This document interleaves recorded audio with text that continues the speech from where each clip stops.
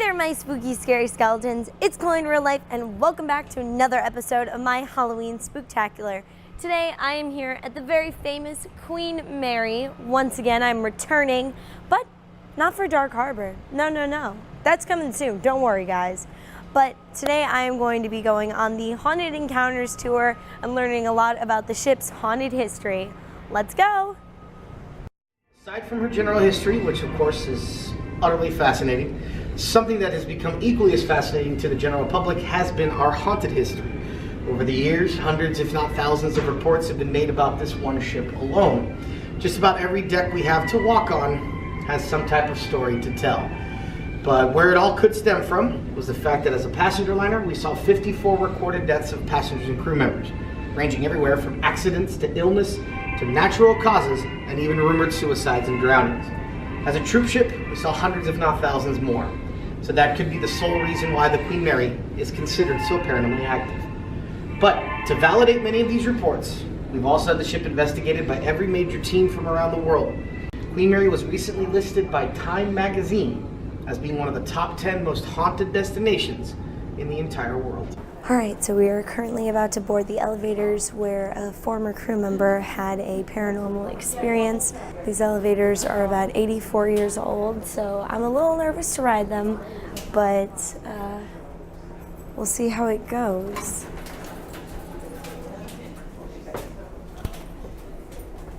Alright, so we're currently in the elevator, and it's slow. I'm a little nervous because these are pretty old elevators, but little rickety, but not feeling too bad, and we're at our stop, so there we go. On this stretch of stairs just below me right here is where we would see an unfortunate death of a former passenger. On a crossing in December of 1956, Queen Mary hit a really bad storm in the middle of the North Atlantic, and so was ordered by the captain to have all passengers return to their staterooms for safekeeping. The storm had gotten that bad. And so passengers were heading back to their rooms. The crew members were going to be by shortly to check on them to make sure that they were okay. Now, passengers knew about this staircase. They knew how dangerous it could be out over the open seas. They were taking their time trying to get down, trying to almost predict the swells that they were facing out over the North Atlantic, going down almost a step at a time and simply holding on. But one passenger grew impatient, felt he could make it down as quickly as he could. So he starts going down rather fast. He only got a quarter of the way down, however, when all of a sudden Queen Mary started to climb a giant wave. At that moment, he was violently thrown from the stairs, landing at the bottom, almost crashing into that area just below the photograph down there.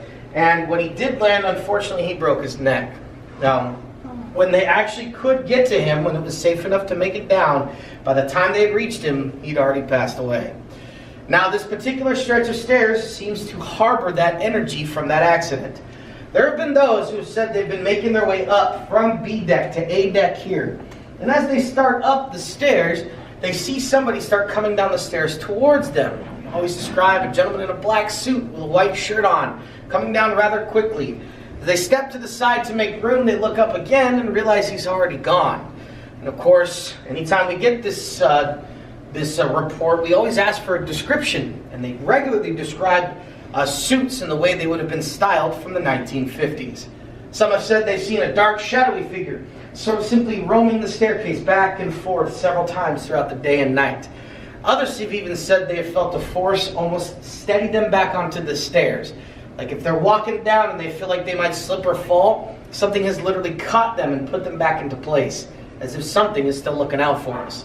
But if you get a chance after our tour, head down to the engine room, follow the propeller shafts down towards the aft end, and you're going to run into a door that looks just like this, only painted white, and has a black 13 here in the top right-hand corner. You'll be located at what's called watertight door 13 or hatch door 13. It's actually where an unfortunate accident took place, leading to one of the most infamous spirits on board the entire ship.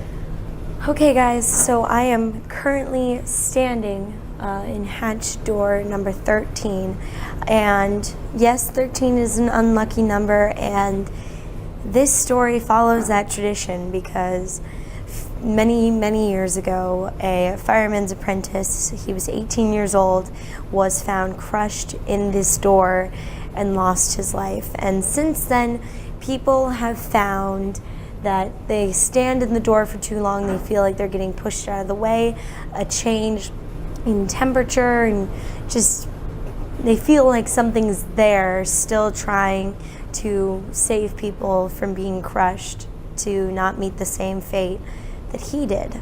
So I think I'm going to get out of the way because I don't want to follow in his footsteps.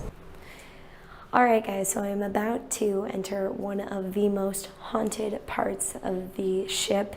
It is right by the bow of the ship, and now it's mainly used for like storage and tours, but back during the war it was used for housing POWs, where this was like a really bad place. Like there was murders and it was really rough, and injuries and suicides, and it's just not a very good place. So let's go check it out.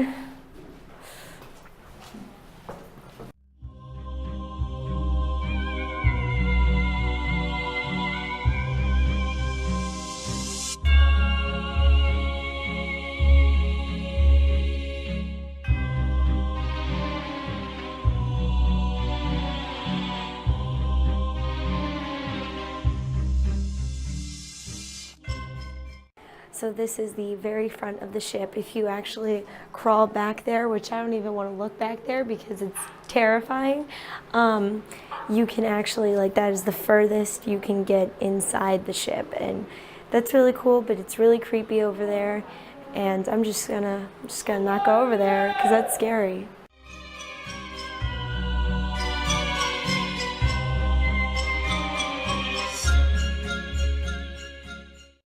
More than 4 to 6 feet raised off of the very bottom of Queen Mary. We are within the boiler room systems. As you look along the ceilings and walls, you might still be able to make out remnants of old catwalks, ladders, and bridges.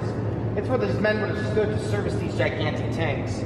Now, working in areas like this did not escape injury or death. One death did occur here in boiler room number 2. One of our crew members was down here on the lower level checking some of the gauges on the boiler tank when all of a sudden the steam valve burst open out of nowhere. The steam that came out at almost 700 degrees Fahrenheit and nearly 450 pounds per square inch of pressure. That is enough to cut a human being in half. Needless to say, he was killed instantly. Now, even though his death was deemed an accident, to this very day, he seems to be taking his revenge out on the ship. Most of the people have been working down here recently for Ghosts and Legends in Dark Harbor. A lot of them say they'll have their tools moved, or their toolboxes will open and close. Some have even said they've seen their tools literally pick up and be thrown against the outside hull.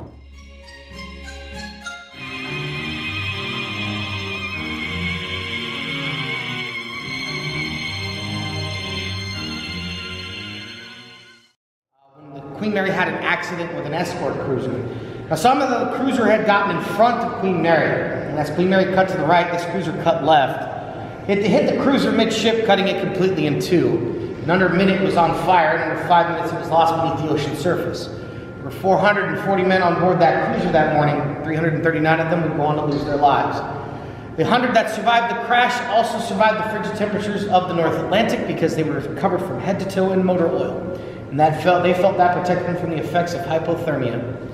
To this very day, psychics, mediums, and others believe that a lot of that residual energy from that accident still exists in the space we're standing in. There have been people who have reported many things down here, including hearing loud knocks or bangs on the outside hull, which I can understand be a little scary considering you're 36 feet underwater. It's not necessarily something you want to hear down here.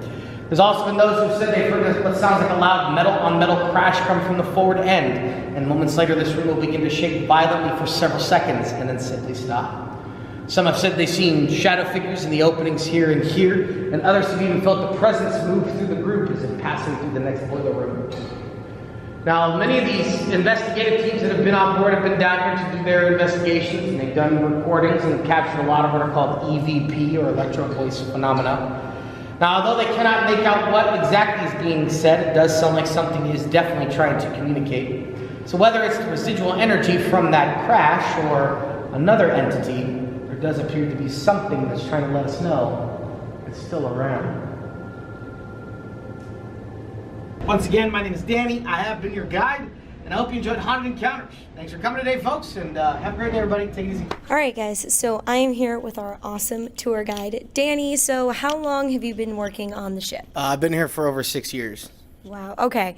So you've been here for a while. You know your way around the ship. Have you had any experiences, or do you know anyone who's had some creepy experiences while they've been here on the ship? I would say for me, this occurred probably about 4.5 years ago. I was leading a tour through the first class swimming pool when we were still allowed to go walk through. And it was a tour of maybe 6 or 7 adults. And as we get in there, we're sitting there and we're kind of in a semicircle talking about the hauntings and whatnot. And I noticed behind this lady that was off of my peripheral to my left, I kept seeing something kind of dodge behind her back and forth. And I was trying to pay attention to it as I was talking. So I kind of just stared at one spot and see if I could see it out of the side of my eye. And what I saw was a little boy, maybe about 3 feet tall. He had blonde hair and looked like he was wearing a blue sailor suit. And he kept poking his head around the lady, and I could see him like he was almost trying to play hide and seek with me. And at one point, when I clearly saw him, is when the woman moved and leaned against the wall. And as she did that, I saw him standing right there. And as I was about to look over, he jetted behind the woman again. So I went to look like this, and as I did, he went right behind her. I saw almost like a streak. Wow.